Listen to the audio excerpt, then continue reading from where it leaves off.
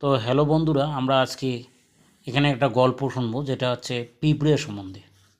পিঁপড়ে অর্থাৎ পিপিলিকা, যেটা পিঁপড়ার দূরদর্শী চিন্তা অন্য অন্য প্রাণীদের থেকে অনেক বেশি। আমরা দেখতে পাবো কি পিঁপড়া যখন গরমকাল থাকে তখন তারা শীত সম্বন্ধে ভাবতে থাকে। এই জন্য গরমকালে পিঁপড়েকে দেখা যাবে এরা সব সময় কখনো বসে থাকে না, সব সময় অনর্গল পরিশ্রম করতে থাকে। পরিশ্রম করে খাবার সংগ্রহ করে নিজের বাসায় নিয়ে যায় এবং তারা একটা সারিবদ্ধভাবে সেই খাবার নিয়ে যেতে থাকে। এক নম্বর বৈশিষ্ট্য হচ্ছে তারা পুরো সারিবদ্ধভাবে কাজ করে। যখন পুরো সারিবদ্ধভাবে দল বেঁধে একসঙ্গে এরা কাজ করতে থাকে, সমস্ত পিঁপড়েকে দেখতে পাওয়া যায় তারা হচ্ছে দল বেঁধে সারিবদ্ধভাবে নিয়ে যেতে থাকে, খাবার নিয়ে গিয়ে কী করে তাদের বাসায় সঞ্চয় করতে থাকে। এটা হচ্ছে পিঁপড়ের বুদ্ধি। আমরা দেখতে পাবো গরমকালে কখনও এরা বসে থাকে না। গরমকালে কখনও পিঁপড়ে বসে থাকে না, এক সেকেন্ডের জন্য এদের বসে থাকতে দেখা যাবে না।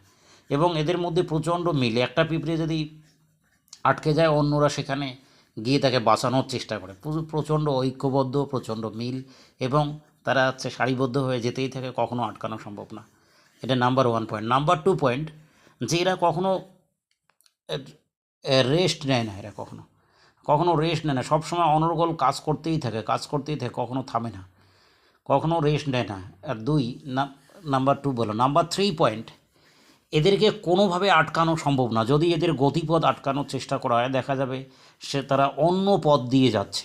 গতিপথ আটকানোর চেষ্টা করলে দেখা যাবে তারা অন্য পথ দিয়ে যাচ্ছে, কিন্তু সে থামবে না। পিঁপড়ে কখনো কখনো পিঁপড়ে থামবে না। গতিপথ আটকানোর চেষ্টা করলে পিঁপড়ে একদম সে চলতে থাকে, সবসময় স্টপেবল, মানে সবসময় চলতেই থাকবে, কখনো একে থামানো সম্ভব না।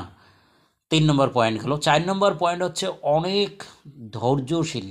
প্রচণ্ড ধৈর্যের সহিত পিঁপড়ে কাজ করতে থাকে, পিঁপড়েকে থামানো মুশকিল। প্রচণ্ড ধৈর্যের সহিত পিঁপড়ে কাজ করতে থাকে, একদম ধৈর্যের সহিত কাজ করতে থাকে এবং চলতেই থাকে অনেকক্ষণ ধরে। এবং ওরা একদম গ্রীষ্মকালে, শীতকালে, পুরো শীতকালের খাবার সঞ্চয় করে রাখে। শীতকালে ওরা বের হয় না, কারণ শীতকালে প্রচণ্ড ঠান্ডা থাকে, ঠান্ডার সময় ওরা ওখানে বসে থেকে সেই খাবারগুলো খেতে থাকে। শীতকালে পুরো বসে থেকে খাবারগুলো খেয়ে থাকে। তাইলে হচ্ছে গরমের সময় এরা কী হচ্ছে, পুরো শীতের খাবারগুলো পুরো সঞ্চয় করতে থাকে।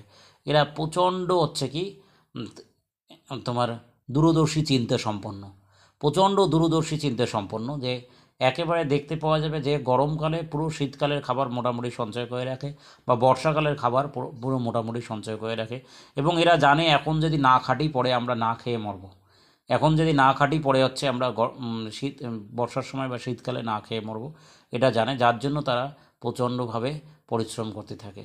তারপরে পয়েন্ট হলো এরা প্রচণ্ড পরিশ্রমী হয়। পিঁপড়ে প্রচণ্ড পরিশ্রমী হয়। পিঁপড়ে কখনো থেমে থাকে না, পিঁপড়েকে কখনো থামে না, প্রচণ্ড পরিশ্রমী। এবং এদের মধ্যে অলসতা বোধ নেই বললেই চলে, প্রচণ্ড পরিশ্রমী হয়। এদের পরিশ্রমকে কোনো মতে থামানো যায় না। এবং পরিশ্রমী যেরকম হয় সেরকম প্রচণ্ড মনোবল নিয়ে এরা চলতে থাকে। এবং পুরো শীতকালের খাবার এবং বর্ষাকালের খাবার এরা পুরো জমা করে রেখে দেয় গরমকালের মধ্যে। এবং একটা পিঁপড়ে যদি কোনো দিকে কোনো পথ যদি আমরা দেখি যে সে পথ দিয়ে চলতে থাকে কখনো, এবং সবসময় খাবারের খোঁজে এরা বেরোতে থাকে। কেউ যে কোনো একটা পিঁপড়ে খাবারের সন্ধান এনে দিল, তো সবাই মিলে সেখানে গেল, গিয়ে সে আসলো। তারপরে আমরা দেখব যে পিঁপড়ে এমন একটা প্রাণী, যে পিঁপড়ে হচ্ছে অন্য অন্য প্রাণীরা যেমন কী করে, যে নিজের যতটুকু সাধ্য তার থেকে অনেক কম সাধ্যের জিনিস নিয়ে সে চলাফেরা করে, কিন্তু পিঁপড়ে এমনই, নিজের থেকে শতগুণ ভারী ওজনকেও সে নিয়ে যাওয়ার চেষ্টা করে। এবং সবাই একসঙ্গে দল বেঁধে পুরো ঐক্যবদ্ধভাবে একটা কাজ করার চেষ্টা করে পিঁপড়ে। নিজের থেকে শতগুণ ভারী জিনিসকে পিঁপড়ে নিয়ে যাওয়ার চেষ্টা করে। তার মানে পিঁপড়ের মধ্যে প্রচণ্ড একটা সুন্দর এটা গুণ। বাট আমরা লক্ষ্য করব এই যে পিঁপড়েকে দেখে আমাদের অনেক শেখার আছে। আমরা আমাদের নিজেদের মধ্যে এই পিঁপড়ের এই গুণগুলো যদি দেখতে পাই, তাহলে আমরাও অনেক উপরে উঠবো। কিন্তু দুঃখের বিষয়, গোটা পৃথিবীতে 99% লোকের মধ্যে এই গুণ বা এই কোয়ালিটিগুলো নেই। আমরা নিজের ভালো বুঝি না। এরা যেমন কী হচ্ছে, গরমের সময় পুরো শীতকাল এবং বর্ষাকালের খাবারগুলো সঞ্চিত করে রাখে। তাই আমাদেরও এরকম ভাবতে হবে যে এখন সুযোগ্য সময় আছে, এই সময়ে আমাদের যখন হচ্ছে প্রতিকূল পরিবেশ আসবে, তখনকার জন্য আমাদের সব কিছু ভেবে রাখতে হবে, কিন্তু আমরা সেটা রাখি না। ফলে সামান্য পিঁপড়ে এত ছোট প্রাণী, তাদেরকে দেখেও আমরা শিখতে পারি না। এবং তারা প্রচণ্ড পরিশ্রমী হয়, আমরা আদৌ পরিশ্রমী হই না।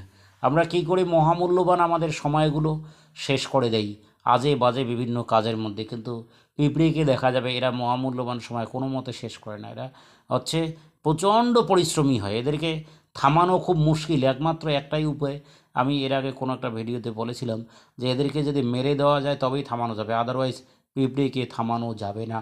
পিঁপড়ে চলতেই থাকবে, চলতেই থাকবে।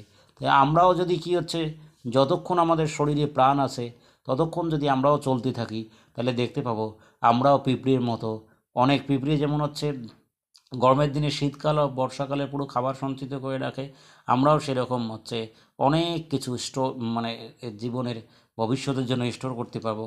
কিন্তু দুঃখের বিষয়, আমরা এদের মতো, এদের পিঁপড়ের যে যতটুকু কোয়ালিটি আছে আমাদের মধ্যেও সেই কোয়ালিটি অনেকের মধ্যে নেই। তাই এই ক্ষুদ্র, এই অতি ছোট, ভেরি স্মল এই ইনসেক্ট, তার মানে এত ছোট অ্যানিমেল, পিঁপড়ের কাছ থেকে আমাদের শেখার অনেক কিছু আছে। পিঁপড়ের কাছ থেকে আমাদের শেখার অনেক কিছু আছে। এই জন্য পিঁপড়ে হচ্ছে কি, আরেকটা জিনিস দেখা যাবে, পিঁপড়েকে তুমি একটা পিঁপড়েকে মেরে দিল, অন্যরা সেখানে সেই পথ পথ দিয়ে সেই পথ দিয়ে তবুও তারা যাবে। অত সহজে তারা হার মানবে না, অত সহজে তারা হার মানবে না, এরা সহজে হার মানতে চায় না, সহজে হার মানতে চায় না। কোনো একটা দেখা যাবে যে তার পথের মধ্যে একটা খুব ভারী খাবার যেই আসে, সবাই মিলে চেষ্টা করে সেই খাবারটাকে কীভাবে বুদ্ধি লাগিয়ে সেটাকে নিয়ে যাওয়া যায়। মানে এদের মধ্যে তীক্ষ্ণ বুদ্ধি সম্পন্ন এরা। প্রথমে চেষ্টা করে সেই খাবারটাকে ছিঁড়ে ছিঁড়ে টুকরো টুকরো করে সবাই ভাগ করে বহন করে নিতে। তারপরেও যদি না নিয়ে যেতে পারে, সবাই মিলে একসঙ্গে জোটবদ্ধ হয়ে, মানে এক গুচ্ছ পিঁপড়ে মিলে জোটবদ্ধ হয়ে সেই খাবারটাকে ঠেলতে ঠেলতে নিয়ে যায়। তার মধ্যে এদের মধ্যে ঐক্যবদ্ধ বা মিল, এবং ঐক্যবদ্ধভাবে একসঙ্গে মিল হয়ে সেই পরিশ্রম করে ভবিষ্যতের জন্য। মানে এদের মধ্যে সুদূর প্রসারী ভবিষ্যৎ চিন্তাধারা অনেক বেশি, পিঁপড়ের মধ্যে ভবিষ্যৎ চিন্তাধারা অনেক বেশি। তাই আমরা পিঁপড়ের এই সমস্ত বৈশিষ্ট্য দেখে আমরাও জীবনে পরিবর্তন হওয়ার চেষ্টা করব, এবং আমরা ভবিষ্যতে হচ্ছে সুন্দর ভারত গড়ার চেষ্টা করব। ঠিক আছে, আমরা সবাই আমাদের এই ভিডিওটাকে লাইক করব, কমেন্ট করব, শেয়ার করব, সাবস্ক্রাইব করব। বাই।